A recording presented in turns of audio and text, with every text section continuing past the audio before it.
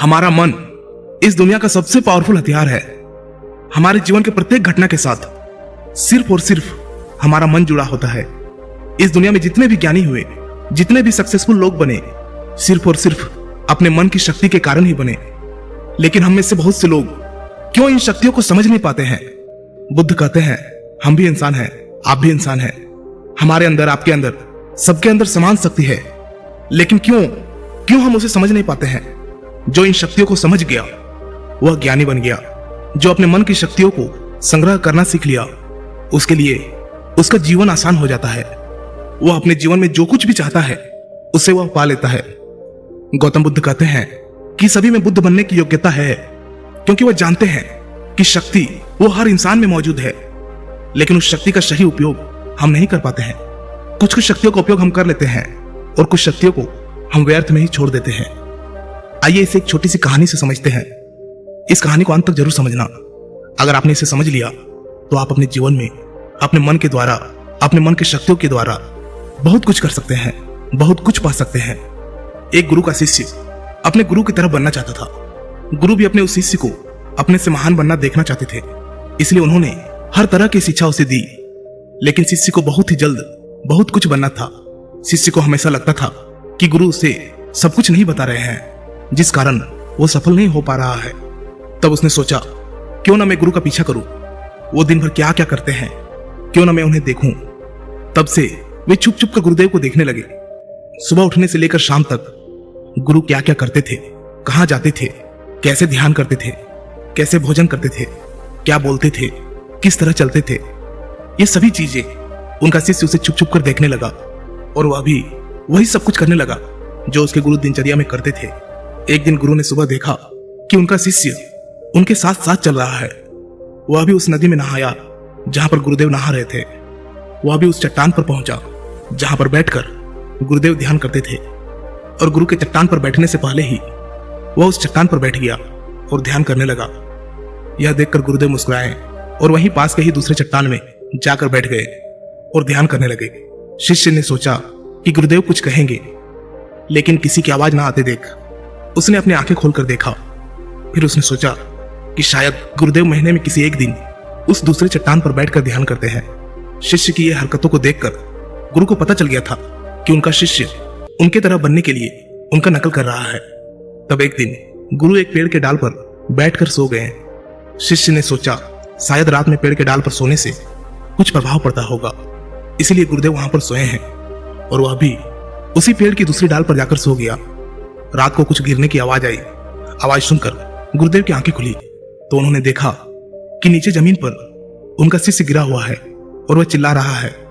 उन्होंने शिष्य को उठाया और कहा कि जब भी तुम बिना सोचे समझे किसी दूसरे के राह पर चलते हो या उसकी नकल करने की कोशिश करते हो, तब तुम ऐसे ही गिरोगे जैसे आज गिरे हो। शिष्य ने कहा, गुरुदेव मैं तो सिर्फ आपकी तरह बनने की कोशिश कर रहा था। गुरु ने कहा कि तुम अगर बंदर की तरह नकल करने लगोगे तो हो सकता है कि बहुत प्रयासों के बाद हर काम करने लगो जो बंदर करते हैं। पर क्या इंसान होने के बावजूद बंदर होना उचित होगा? शिष्य ने कहा, नहीं गुरुदेव, इंसान बनना ही ज्यादा उचित है। लेकिन गुरुदेव मैं अपने मकसद में कैसे सफल बन सकता हूं? मैं कैसे अपने आप को जान सकता हूं, पहचान सकता हूं? मैं तो बस यह देख रहा था कि आप क्या करते हैं, शायद उससे मुझे कोई रास्ता मिल जाए। गुरु ने कहा, जिस प्रकार शरीर को चलाने के लिए भोजन की आवश्यकता होती है, भोजन अगर शुद्ध है तो शरीर में शक्ति भी शुद्ध होती है। हमारा शरीर स्वस्थ रहता है, शक्तिशाली रहता है, बलवान रहता है। उस शरीर से जो भी कार्य करना चाहो तुम करवा सकते हो। लेकिन तुम खराब, सड़ा गला रखा हुआ बासी खाना खाओगे तो क्या होगा? शिष्य ने कहा, शरीर की शक्ति खत्म हो जाएगी, हमारा शरीर बीमार पड़ जाएगा। फिर गुरु ने कहा, इसी तरह हमारे पास मन की शक्ति होती है और इसमें इतनी शक्ति होती है कि कुछ भी पाया जा सकता है, कुछ भी बना जा सकता है, अपने आप को जाना जा सकता है, पहचाना जा सकता है, बुद्धत्व को प्राप्त किया जा सकता है। लेकिन मन की शक्तियों को नापा या तोला नहीं जा सकता है। शिष्य ने कहा, आप तो ज्ञानी हैं, ध्यानी हैं, इसलिए आपके पास मन की शक्तियां हैं जिनका उपयोग आप कर सकते हैं। लेकिन हम उपयोग करते हैं तो कुछ भी नहीं होता। गुरु ने कहा, शक्ति तो तुम्हारे पास भी है और उतनी ही है जितनी मेरे पास है या किसी और के पास है। तो गुरुदेव, फिर हम सभी लोग कामयाब क्यों नहीं होते? हमारे जैसे बहुत से लोग हमेशा असफल होते रहते हैं, ऐसा क्यों? गुरु ने कहा, क्योंकि मन की शक्तियों का हम सही तरीके से उपयोग नहीं कर पाते हैं, बल्कि मन की शक्तियां हमारा उपयोग कर लेती है। शिष्य ने कहा, क्या आप मेरे मन की शक्तियां दिखा सकते हैं, क्योंकि मैं इसे समझ नहीं पा रहा हूं। गुरुदेव बोले, हाँ बिल्कुल, मैं बिल्कुल दिखा सकता हूं, पर इसके लिए तुम्हें मेरा एक काम करना होगा। क्या तुम कर सकोगे? शिष्य ने कहा, हाँ अवश्य करूंगा। मुझे क्या करना है? गुरु ने कहा, ज्यादा कुछ नहीं करना है, बस इतना ही करना है कि जितने भी विचार तुम्हारे मन में आए, उन विचारों को एक एक लकड़ी के समान समझना है और उन लकड़ियों को उठाकर उस झोपड़ी पर रखते जाना है। और यह तुम्हें पूरे 1 महीने के लिए करना होगा। ध्यान रहे, एक विचार के लिए एक लकड़ी का होना आवश्यक है। जैसे कोई भी विचार से कोई लकड़ी छूट ना जाए। एक काम और करना, अपने उस विचारों को जो तुम्हें ज्ञान और ध्यान प्राप्त करने के लिए आए, उन विचारों की लकड़ियों को तुम्हें उन झोपड़ियों के बाहर रखना होगा। शिष्य ने कहा, जो आज्ञा गुरुदेव, आप जैसे कह रहे हैं मैं वैसा ही करूंगा। और शिष्य ने विचारों को देखना और उन विचारों से लकड़ियों को उठाकर झोपड़ी में रखना शुरू कर दिया। धीरे धीरे 1 महीना बीत गया और शिष्य पूरा 1 महीना बीतने के बाद शिष्य गुरु के पास गया और बोला, गुरुदेव 1 महीना हो चुका है, जैसा आपने कहा था मैंने बिल्कुल वैसा ही किया है। अब आप मुझे मेरे मन की शक्तियों को दिखाएं। गुरु शिष्य के साथ उस झोपड़ी पर पहुंचे। गुरु ने देखा कि पूरी झोपड़ी छोटी छोटी लकड़ियों से भर गई है, यहाँ तक कि कुछ लकड़ियां बाहर भी गिरी हुई है। गुरु ने कहा, वह लकड़ियां कहाँ हैं जो तुम्हारे ज्ञान और ध्यान के विचारों की है? शिष्य ने बाहर पड़ी कुछ लकड़ियों को लाकर गुरुदेव को दिया और बोला, यह वही लकड़ियां है। गुरु ने उस लकड़ियों को गिनने के लिए कहा। जब शिष्य ने ज्ञान और ध्यान की लकड़ियों को गिना तो वो 26 लकड़ियां पाया। गुरु ने कहा, बस तुम्हें एक काम और करना है, यह काम बहुत छोटा सा है, क्या तुम कर सकोगे? शिष्य ने कहा, जी गुरुदेव, आप जो कहेंगे मैं जरूर करूंगा, बताइए मुझे क्या करना है। गुरु बोले, ये जो लकड़ियां तुमने इकट्ठे किए हैं, इसे एक साथ बांधकर उस नदी में फेंक कर आओ।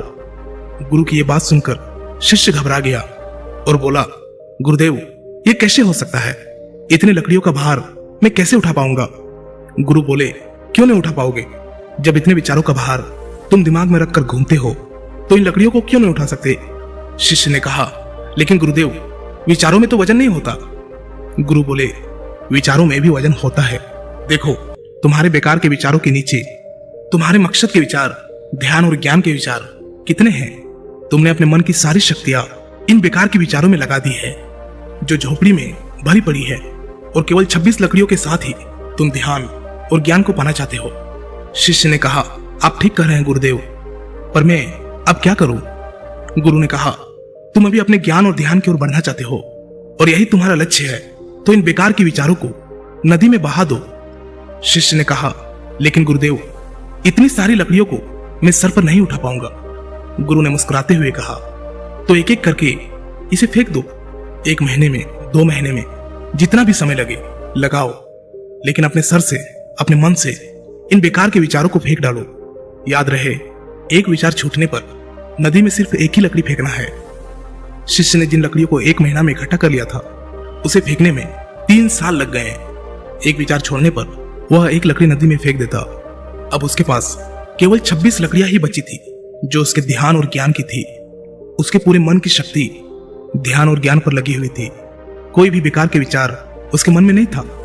एक दिन ध्यान करते हुए वह उठा और गुरुदेव के पास गया और कहा, गुरुदेव ऐसा लगता है कि मैं कहीं अटक गया हूं और मैं आगे नहीं जा पा रहा हूं। गुरु ने कहा, उन 26 लकड़ियों को छोड़ने का समय हो गया है, छोड़ दो उन्हें। शिष्य ने उन 26 लकड़ियों को छोड़ने में 1 साल लगा दिया और जब उसने आखिरी लकड़ी को नदी में डाला तब वो वही नदी के किनारे बैठ गया और बैठा ही रहा। गुरु ने अपने शिष्य को नदी के किनारे ढूंढते हुए वहां पहुंचे। गुरु शिष्य को देखकर वह जान गए कि वह संपूर्ण शक्ति में खेल रहा है। शिष्य ने गुरु की ओर देखा और दोनों ही एक दूसरे की ओर देखते हुए बिना कुछ कहे वापस चले गए। हमें भी अपने जीवन में मन की शक्तियों का उपयोग करना सीखना चाहिए। अगर हमने ऐसा कर लिया तो हम जीवन में वो सभी असंभव काम, जो कुछ भी हम पाना चाहते हैं, हम उसे पा सकते हैं। हमारी शक्ति हजारों लाखों विचारों के रूप में हमारे मन में बिखरी पड़ी है, इसमें कुछ अच्छे विचार भी है, कुछ बुरे विचार भी है। बस हमें अपने अच्छे विचारों को पकड़ना है। अगर हम अच्छे विचारों को नहीं पकड़ेंगे तो बुरे विचार तुरंत ही हमारे पर असर डालने लगेगा और हम नकारात्मकता की ओर, नेगेटिव एनवायरनमेंट की ओर बढ़ते चले जाएंगे। इसलिए भगवान बुद्ध बोलते हैं कि जब भी आपके मन में अच्छे विचार आए उसे तुरंत पकड़े, उन विचारों पर तुरंत काम करना प्रारंभ कर दे। मन की शक्तियों का उपयोग करना बहुत ही सरल है। बस आपको उतना ही करना है जो आपको सबसे ज्यादा सटीक लगे। लेकिन हम एक काम के साथ हजारों कामों को करने लगते हैं और उसी में हम डिस्ट्रैक्ट भी हो जाते हैं, हम विचलित भी हो जाते हैं और इस वजह से हमारे मन की सारी शक्तियां बिखर जाती है। इसलिए आप किस काम के लिए बने हैं उसे समझे। भगवान आपको जिस काम के लिए बनाया है वैसे विचार आपके मन में बार बार आएंगे। बस जरूरत है आपको उसे पकड़ने की, आपको उसे समझने की, उसे सही दिशा निर्देश देने की।